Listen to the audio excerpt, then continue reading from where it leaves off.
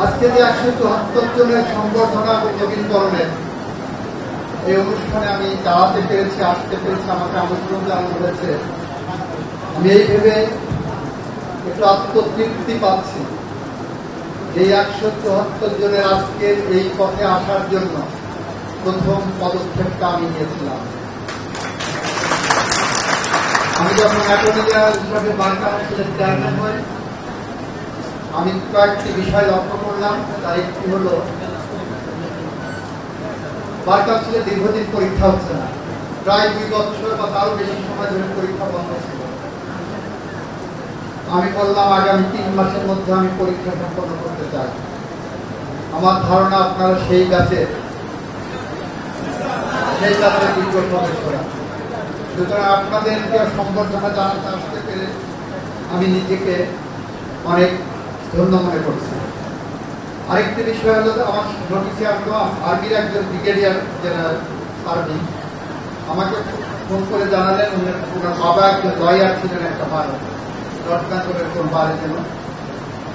ওনার বাবা মারা যাওয়ার পরে তার বেনিভোলেন্ট ফান্ডের টাকা, যেটা বার কাউন্সিল থেকে নির্ধারিত 10 লক্ষ টাকা হয়, দেওয়া হয়, সেই টাকাটার জন্য সংশ্লিষ্ট লোকাল বার থেকে টিকে আসার পরেও বার কাউন্সিলের দীর্ঘদিন ধরে পড়ে আছে।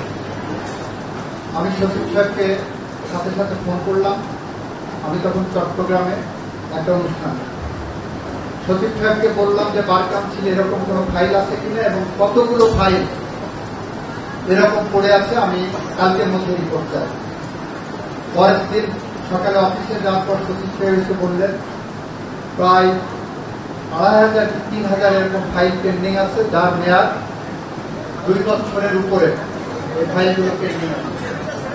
এই টাকাগুলো একজন আইনজীবীর স্ট্যাটিউটরি রাইট হিসাবে পাবে তার পরিবার।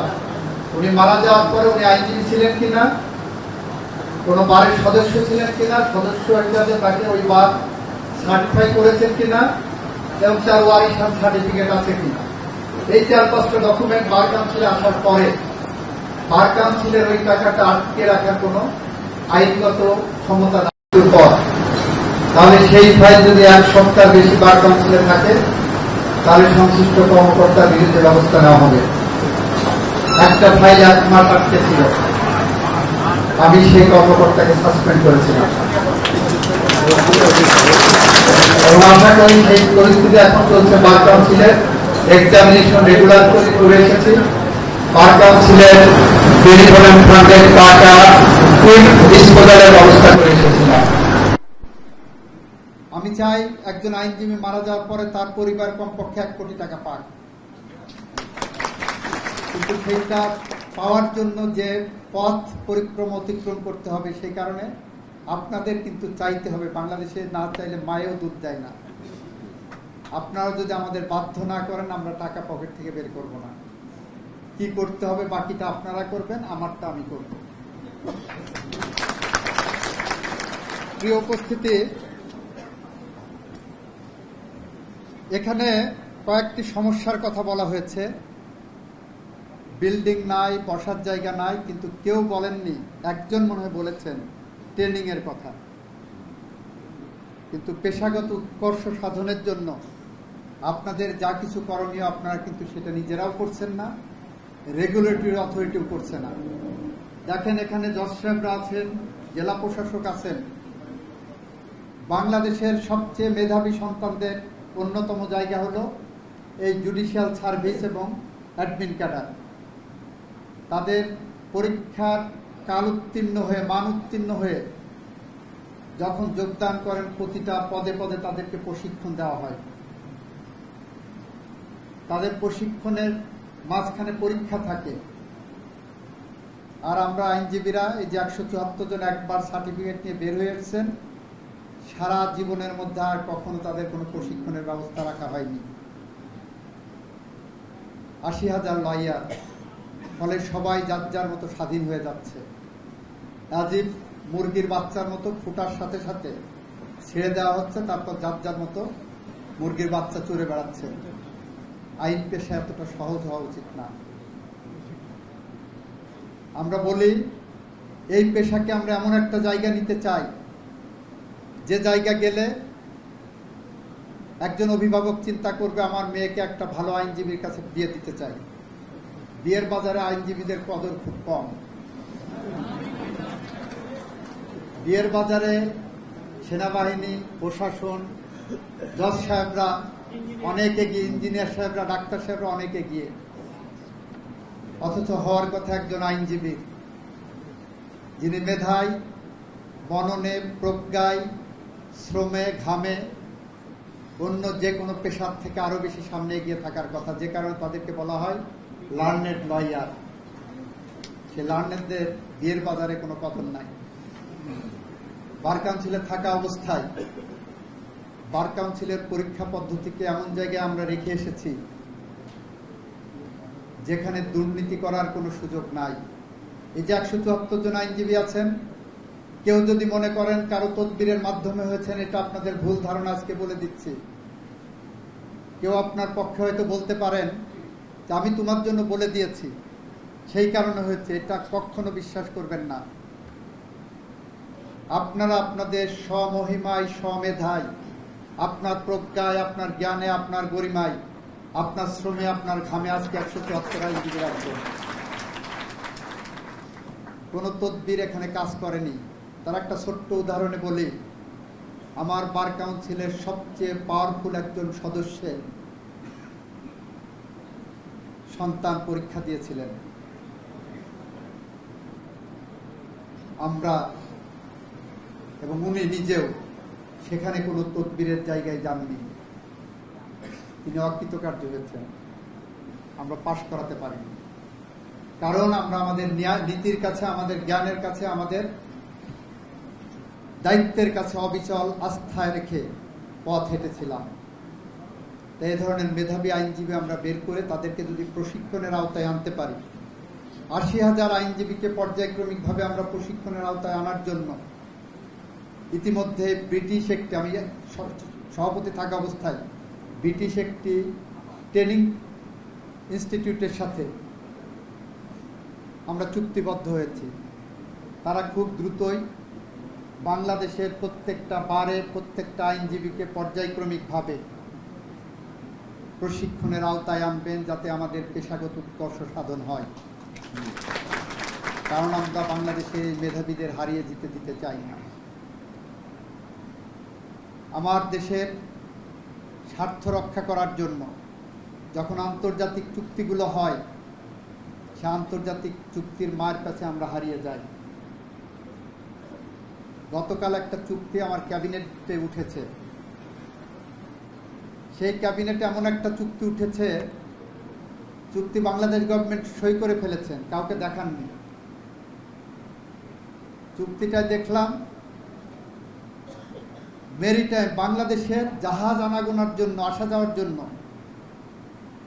দ্বিপাক্ষিক একটা চুক্তি হচ্ছে, দুইটা পক্ষ সই করেছেন যে সেই সংশ্লিষ্ট দেশের জাহাজ তার পোর্ট থেকে ছেড়ে আমার পোর্টে আসবে, আমার পোর্ট ছেড়ে তার পোর্টে যাবে, এবং সেখানে বাংলাদেশে যখন আসবে তখন যত রকম সুযোগ সুবিধা আছে তারা পাবেন। আবার বাংলাদেশের জাহাজও সেখানে যখন যাবে সুযোগ সুবিধা যাবে। এবং এই চুক্তিটা 4টা দেশ সই করলেই বাধ্যতামূলক হবে। 4টা দেশের মধ্যে আমাদের অনেক বন্ধুপ্রতিম দেশও আছে, কিন্তু যার সাথে চুক্তি হয়েছে তার দেশে নদী বন্দর বা সমুদ্র বন্দর বলে কিছু নাই। সেই দেশটার নাম হলো ভুটান। ভুটানের সাথে বাংলাদেশ চুক্তি সই করছে কি, নদীপথে বা সমুদ্র বন্দরে জাহাজ আনাগোনা করবে। একজন ভালো লয়ারের চোখে যদি পড়ে, সে প্রথমে এই প্রশ্নটা করবে, this contract is frustrated for আনরিজনেবলনেস।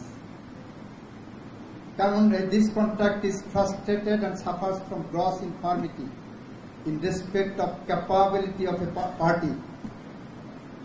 যার এই চুক্তি করার ন্যূনতম কোনো উপাদান বা যোগ্যতা নাই, কারণ তার তো জাহাজের যাও ওখানে ঢোকার মতো অবস্থানে নাই। তাহলে আমি তার সাথে কেন চুক্তি করব? নিশ্চয়ই এর পিছনে অন্য কোনো বড় উদ্দেশ্য আছে। আমি যে কথাগুলো বলতে চাচ্ছিলাম সেটা হলো, এই বিচার বিভাগকে সঠিক গন্তব্যে আগামী দিনের জন্য যুগোপযোগী করার জন্য, স্বাধীন বিচার বিভাগ গঠন করার জন্য, স্বাধীন বিচারালয় গঠন করার জন্য, বিচার কার্যের স্বাধীনতা আনার জন্য একটি স্বচ্ছ, সুন্দর, মেধা প্রজ্ঞায় সমৃদ্ধ একটি বার প্রয়োজন। যদি সেটা না থাকে তাহলে ভালো জজ তৈরি হবে না। জজ সাহেবরা আপনাদের কাছ থেকে শিখে তারপরে রায় দেবেন। আপনি যেটা বলবেন, আপনার প্রতিপক্ষ যেটা বলবে, দুইটার যুক্তিতে শানিত হয়ে যেটা বের হবে সেটাই হবে জজ সাহেবের রায়ের উপাদান এবং ডিক্রির অংশ। সুতরাং আপনি যদি সমৃদ্ধ বার তৈরি না করতে পারেন, সমৃদ্ধ বিচারালয় পাওয়া যাবে না। আমরা তাই একটি সমৃদ্ধ বার চাই। একটা সেক্টরে গুটি কয়েক, হাতে গোনা কয়েকজন লোক করাপ্টেড থাকে। এই আইন অঙ্গনে প্র্যাকটিস করতে এসে দেখেছি, বিশ্বাস করেন, আমি সুপ্রিম কোর্টে যখন প্র্যাকটিস করেছি, 80 to 90% লয়ার দুর্নীতির ধারে কাছে থাকেন না। কঠিন পরিশ্রম করে আইন কাম করেন, অথচ এই লয়ারদের কাছে মানুষ বাসা ভাড়া দিতে চায় না। এই যে 10%, 5% লয়ার যারা আছে, তারা বদনামটা কুড়ায় ফেলেন। বিচার বিভাগের 95%-এর উপরে জজ সাহেবরা সততার মানদণ্ডে উত্তীর্ণ। হাতে গোনা কয়েকজনের দুর্নীতির কারণে বিচার বিভাগের গায়ে দুর্নীতির কালিমা লিপ্ত হয়। সেই দুর্নীতির ধরন দুইটা থাকে। এক, অর্থনৈতিক দুর্নীতি, আর এক যে দুর্নীতি গোটা দেশকে কাঁপিয়ে তোলে, যে দুর্নীতি মানুষকে এবং জাতিকে ধ্বংস করে দেয়, সেটা হলো ইন্টেলেকচুয়াল করাপশন, যেটা করেছিলেন খায়রুল হক সাহেবরা। আওয়ামী লীগকে আজীবন ক্ষমতায় রাখার জন্য ইন্টেলেকচুয়াল করাপশন করে একটি ভালো নির্বাচন ব্যবস্থাকে ধ্বংস করে তত্ত্বাবধায়ক সরকার ব্যবস্থা তুলে দিয়ে এমন একটি দেশ উপহার দিয়ে গেছিলেন, যে দেশে গণতন্ত্র ফিরাতে যে আমাদের 4,500-এর উপরে সহকর্মীকে পাখির মতো গুলি করে ক্রস ফায়ারে হত্যা করা হয়েছিল। যে ইন্টেলেকচুয়াল করাপশনের রেজাল্টে 700-র উপরে মানুষকে গুমের শিকার হতে হয়েছিল, যাদের স্বজনেরা এখনো তাহাজ্জুদের নামাজে পার্টিতে বসে স্বজন ফেরার প্রতীক্ষায় থাকে। যে ইন্টেলেকচুয়াল করাপশনের কারণে মঞ্জু সাহেবদের মতো 60 লক্ষের বেশি মানুষকে মিথ্যা গায়েবী মামলায় দিনের পর দিন আদালত প্রাঙ্গণে কিংবা কারাগারে কিংবা বনে জঙ্গলে বিচরণ করতে হয়েছিল। যে ইন্টেলেকচুয়াল করাপশনের রেজাল্ট হয়েছিল, আমার দেশের সাবঅর্ডিনেট জুডিশিয়ারির অতি উৎসাহী কিছু বিচারক রাতের বেলায় মোমবাতি জেলে এক দিন 10টা-15টা সাক্ষীর ডিপোজিশন রেকর্ড করে রাত 12টা-1টা পর্যন্ত কোর্ট চালিয়ে বিরোধী দলকে দমন করার জন্য রায় লিখেছিলেন, সাজা দিয়েছিলেন। আমরা সেই অবস্থা থেকে উত্তরণ করতে চাই। আমরা চাই বিচার বিভাগ স্বাধীনতা ভোগ করুক।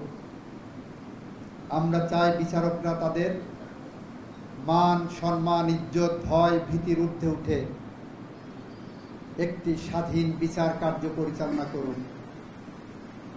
এবং এটা চাই বলেই আমরা এমন একটি পথ ধরে হাঁটছি, যে পথ আগামী দিনে এদেশের মানুষের শান্তির, স্বস্তির, স্বপ্নের পথ দেখাবে। আপনাদের আর দুইটি কথা বলতে চাই। আপনাদের সামনে একটি বিতর্ক এসেছে পৃথক সচিবালয় ইস্যুতে। বিচার বিভাগের পৃথক সচিবালয় হবে কি হবে না, এই প্রশ্ন, এই দ্বিধায় শঙ্কা আপনাদের সামনে এসেছে। এ বিষয়ে আমরা দ্ব্যর্থহীনভাবে বলেছি, আমরা তড়িঘড়ি করে কোনো কিছু করতে চাই না। আমরা আবার পৃথক সচিবালয়ের স্কিম নিয়ে হাজির হব। আমরা যাচাই বাছাই করছি, এটার consequence, balance of convenience and inconvenience থিওরিটা অ্যাপ্লাই করতে চাচ্ছি। বিচার বিভাগের স্বাধীনতা বলতে কি বোঝায়? যারা চিল্লাচ্ছেন তাদের অনেকেই হয়তো জানেন না। বিচারকের নিয়োগ, বিচারকের পদোন্নতি, বদলি,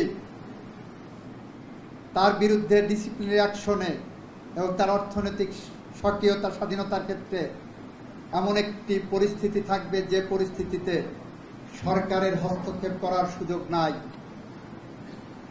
1975 সালের পরিবর্তনের পর আমাদের মহান নেতা, স্বাধীনতার ঘোষক শহীদ রাষ্ট্রপতি জিয়াউর রহমান পঞ্চম সংশোধনীর মাধ্যমে এমন একটি ব্যালেন্সের ব্যবস্থা করে গেছিলেন, যেটার মধ্য দিয়ে, আমি আইনমন্ত্রী হিসেবে বলছি, আইন মন্ত্রণালয়ের ক্ষমতা নাই একজন বিচারককে, সহকারী জজকেও চূড়ান্তভাবে ট্রান্সফার করার বা তার বিরুদ্ধে ব্যবস্থা নেওয়ার। আমরা বড় জোর একটা সুপারিশ পাঠাতে পারি ultimate decision maker supreme court. এখানে আমাদের জজ সাহেবরা আছেন, ওনারাও জানেন supreme court ultimate decision maker. সেই তুলনায় যে পরিস্থিতি, যে ব্যবস্থা ছিল, সেই ব্যবস্থা অনেকটা সুন্দর, সুস্থভাবে চলছে। অ্যাজ এগেন্স্ট দ্যাট, আমাদের সুপ্রিম কোর্ট সাংবিধানিকভাবে এতটাই স্বাধীন, যাদের বিষয়ে কথা বলার ক্ষমতাও সরকারের নাই। সেই সুপ্রিম কোর্টে আমরা দেখেছি শপথবদ্ধ রাজনীতিবিদের জন্ম হতে। সেই সুপ্রিম কোর্টে দেখেছি গণতন্ত্রের জন্য সংগ্রাম করার কারণে বেগম খালেদা জিয়ার সাজা 5 বছর থেকে 10 বছরে বাড়িয়ে দেওয়া। সেই সুপ্রিম কোর্টে দেখেছি যখন ক্রস ফায়ারে মানুষ হত্যা করা হচ্ছে,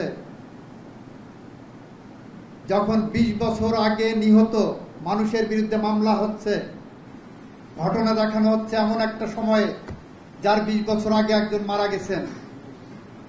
আমার সেই স্বাধীন সুপ্রিম কোর্ট তখন চোখ বুঝে ফ্যাসিস্টদেরকে সমর্থন জুগিয়ে গেছেন। আমরা এমন স্বাধীনতা চাইনি। আমরা সত্যিকারের একটি বিচার ব্যবস্থা চাই, যে বিচার ব্যবস্থা ভয়হীনভাবে, স্বাধীনভাবে তার দায়িত্ব পালন করে যাবেন। এখানে যারা বারের সদস্য আছেন, নেতৃবৃন্দ আছেন, আপনারা একদিকে যেমন আদালতের অফিসার, একই সাথে আপনারা জনগণেরও একটা দরজা, যে দরজার মধ্য দিয়ে জনগণের বার্তা বিচার বিভাগকে দিতে পারেন। কিন্তু কেউ যদি আপনার মামলায় জামিন হলো না বলে জজ সাহেবদের উপরে আনডিউ প্রেসার ক্রিয়েট করার চেষ্টা করেন, তাহলে কিন্তু ন্যায় বিচার হবে না। সঠিক কজটা সঠিক সময়ে সঠিক জায়গায় তুলে ধরবেন। বর্তমান সময়ে আরেকটি বড় বিতর্ক বলছেন, আমরা পার্লামেন্টে বলছি, বাইরে বলছি, সব জায়গায় বলছি, আমরা জুলাই সনদের প্রতিটি তারিখ, কমা, সেমিকোলন মেনে চলতে অঙ্গীকারবদ্ধ। এখন আসেন জুলাই সনদের সাথে জুলাই সনদ বাস্তবায়ন আদেশ এবং জুলাই সনদ বাস্তবায়নের জন্য আবার সেই আদেশের অধীন গণভোটের বিষয়ে আমাদের বক্তব্য কি। জুলাই সনদ 33টা রাজনৈতিক দল সই করেছেন। এখানে যারা আইনজীবী আছেন তারা বুঝবেন আইনের কনসিকুয়েন্সেস। 33টা রাজনৈতিক দল সই করলেন যখন, তাহলে সেইটাই সবাই মানবেন। সেখানে বলা আছে যে কিভাবে মানতে হবে। আপনারা যারা আইনজীবী, আপনাদের আউট অফ কিউরিসিটি, একাডেমিক জ্ঞান অর্জনের জন্য আপনারা চিন্তা করতে পারেন যে এটা পড়ে দেখতে পারবেন। প্রত্যেকটা পরতে পরতে লেখা আছে কোনগুলো সংবিধান সংশোধন সাপেক্ষে হবে, কোনগুলো অর্ডিন্যান্স আকারে হবে, কোনগুলো অ্যাক্ট অফ পার্লামেন্ট আকারে হবে, কোনগুলো নর্মাল অর্ডারে হবে। সেখানে সব বলা আছে। সেইটাকে বাইপাস করে একটি মহলে আনডিউ প্রেসারে এসে একটা আইন করলেন, নাম দিলেন জুলাই সনদ বাস্তবায়ন আদেশ 2025। এই যে বাস্তবায়ন আদেশ 2025, সেটাকে আবার ব্যাখ্যা দেওয়ার চেষ্টা করছেন 1952 সালের আইনে আদেশ ও আইন। কোন আদেশ আইন সেটা ওনারা বুঝছেন না। যে আদেশটাকে দেওয়া হলো জুলাই সনদ বাস্তবায়ন আদেশ, এই আদেশটা হলো 1972-73 সালে, আপনাদের মনে আছে, পার্লামেন্ট যখন ছিল না তখন প্রেসিডেন্ট অর্ডার নম্বর 56 জারি করা হয়েছিল এবং সংবিধানের 4th তফসিলের জায়গায় যে দেখবেন ওখানে বলা হলো বাংলাদেশ সংসদের প্রথম অধিবেশন পর্যন্ত জারিকৃত এগুলো আদেশ আইনে মর্যাদা পাবে এবং এরপরে এ ধরনের আদেশের মাধ্যমে আইনের ক্ষমতা সেই 4th তফসিল থেকে বন্ধ করে দেওয়া হলো 1973 সাল থেকে। এর কারণ হলো ওই যে সংবিধানের মধ্যে 93 যোগ করা হলো যে যখন পার্লামেন্ট সেশনে থাকবে না তখন সরকার অর্ডিন্যান্স করে একটা আইন বানাবেন। ফলে আগে যে আদেশ করার ক্ষমতা ছিল সেই আদেশের ক্ষমতাটা চিরতরে বন্ধ করে দেওয়া হলো 73 সাল থেকে। সংবিধানের 4th তফসিলের অংশ এটা, 4th তফসিল 3 নম্বর প্যারাগ্রাফ। এখন ওনারা সেই সমস্ত কিছু বাদ রেখে একটা আদেশ জারি করে একটা ক্যামোফ্লেক্স তৈরি করলেন, যেটাকে আইনের ভাষায় আমরা বলছি it is a fraud on the constitution. তাহলে আদেশটা অবৈধ। ওই আদেশকে আবার বৈধতা দেওয়ার জন্য, বাস্তবায়নের জন্য আর একটা অর্ডিন্যান্স করলেন, গণভোট অর্ডিন্যান্স, গণভোট অধ্যাদেশ, রেফারেন্ডাম অর্ডিন্যান্স। এই অর্ডিন্যান্স 2টা কারণে this is void ab initio. Number 1, এই অর্ডিন্যান্সটা করা হয়েছে জুলাই সনদ বাস্তবায়ন আদেশের প্রশ্নগুলোকে বাস্তবায়ন করার জন্য। তাহলে যে জুলাই সনদ বাস্তবায়ন আদেশই অবৈধ, তার প্রভিশন ক্যারি আউট করার জন্য এই অর্ডিন্যান্সটা করলেন। আরেকটা, আমার আর্টিকেল 93 অব দি কনস্টিটিউশনে বলা হচ্ছে রাষ্ট্র বা সরকার এমন কোন অধ্যাদেশ জারি করতে পারবেন না যে অধ্যাদেশের মাধ্যমে সংবিধান প্রত্যক্ষ বা পরোক্ষভাবে সংশোধন করা হয়।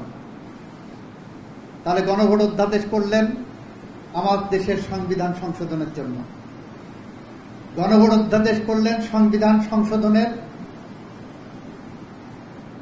সমতুল্যভাবে। This is also void ab initio. সবচেয়ে মারাত্মক, বিএনপি এখানে নোট অফ ডিসেন্ট দিয়েছিলেন। তখন 18 নম্বর অনুচ্ছেদের ডাইনের কলামে বলা আছে এই রাজনৈতিক দলগুলো এইটার ব্যাপারে নোট অফ ডিসেন্ট দিয়েছেন।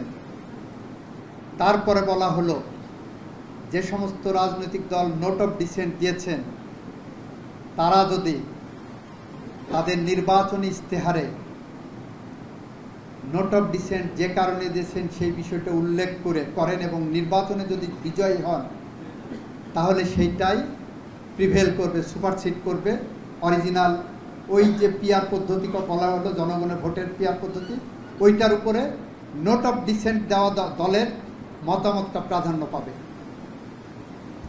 সুতরাং 18 নম্বর কলামে বিএনপি নোট অফ ডিসেন্ট দিয়ে বললেন না, এখানে আপার হাউসের সদস্যরা যেহেতু জনগণের সরাসরি ভোটে নির্বাচিত হবেন না, আমরা পার্লামেন্টের সদস্যের প্রপোর্শনালিটি অনুসারে এই আপার হাউস নির্ধারণ করব। এটা স্পষ্টভাবে নোট অফ ডিসেন্টে বলা হলো, নির্বাচনী ইশতেহারে দেওয়া হলো এবং জনগণ তার পক্ষে ম্যান্ডেট দিয়েছেন। বিএনপি বলছে আমরা ওই পথেই এগোবো, এটাই জুলাই সনদের পথ। আরেকটি হলো 19 নম্বর জুলাই সনদ অনুচ্ছেদে বলা হলো সংবিধান সংশোধনের ক্ষেত্রে আপার হাউসের কনসেন্ট লাগবে, অ্যাপ্রুভাল লাগবে। বিএনপি নোট অফ ডিসেন্ট দিয়ে বললেন যে না, এরা তো জনগণের প্রত্যক্ষ ভোটে নির্বাচিত নয়।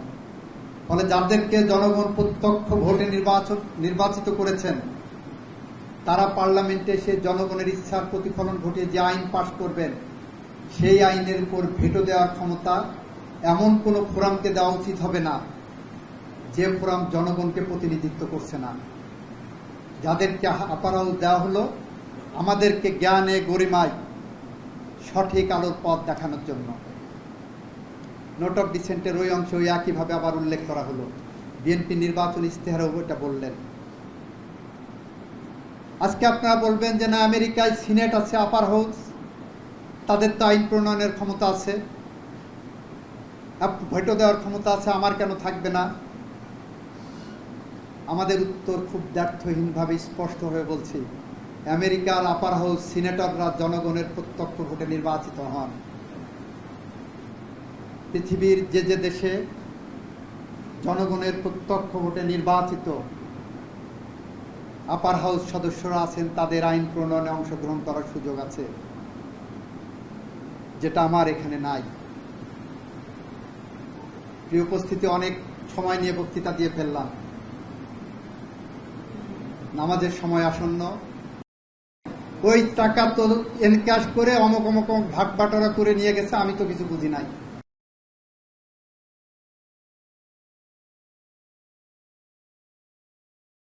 গেছে তার 3 দিন পরে যে জুনিয়র পাঠায় অতিরিক্ত 25 লাখ টাকা চাচ্ছেন, যে মামলার তো রায় সামনে আছে, আরো 25 লাখ টাকা লাগবে আর তোমার পক্ষে রায় দিতে। মক্কেল জেনে গেছে রায় তার বিপক্ষে হয়ে গেছে। আমরা এমন আইনজীবী চাই না। আমরা সৎ, মেধাবী, পরিশ্রমী আইনজীবী চাই। এই আইন পেশায় শর্টকাট পথ বলে কিছু নাই।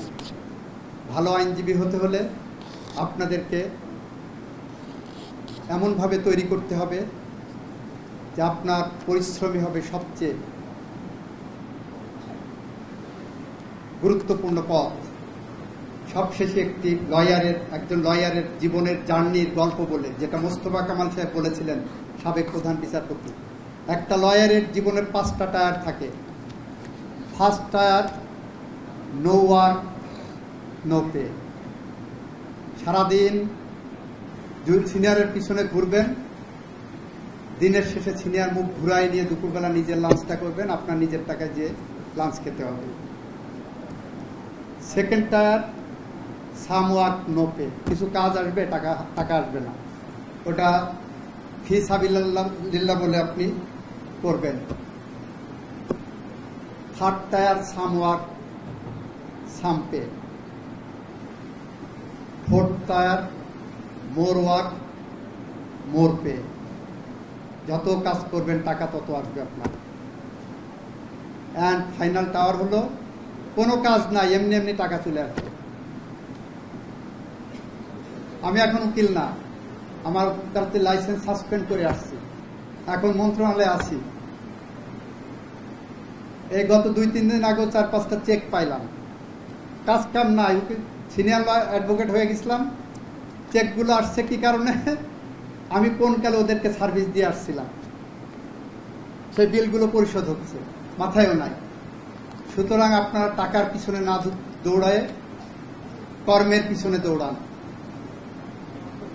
মক্কেল আপনার কাছে তার সমস্ত জীবনের অর্জিত বিশ্বাস, আস্থা আপনার কাছে অর্পণ করছে, সেটার প্রতি শ্রদ্ধা জানান। যদি আপনারা সেইভাবে এগিয়ে চলেন, তাহলে একটি সুন্দর স্বাধীন বিচার ব্যবস্থা পাবো, বাংলাদেশ পাবো। আগামী প্রজন্মের জন্য একটি বাংলাদেশ রেখে যেতে পারবো।